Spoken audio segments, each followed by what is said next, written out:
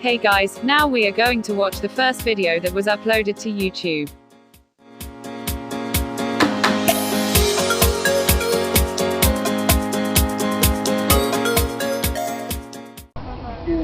Alright, so here we are in front of the elephants. The cool thing about these guys is that they have really long fronts, and that's cool. And that's pretty much all there is to say. Alright, so here we are in front of the elephants. The cool thing about these guys is that they have really long fronts, and that's cool. And that's pretty much all there is to say.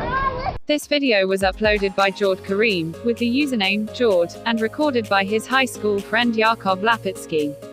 Jawed Karim is a German-born American computer scientist and internet entrepreneur of Bangladeshi German descent.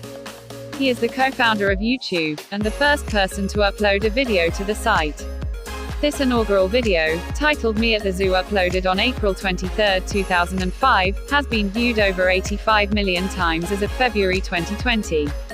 During Karim's time working at PayPal, where he met the fellow YouTube co-founders Stephen Chen and Chad Hurley, he had designed many of the core components, including its real-time anti-internet fraud system.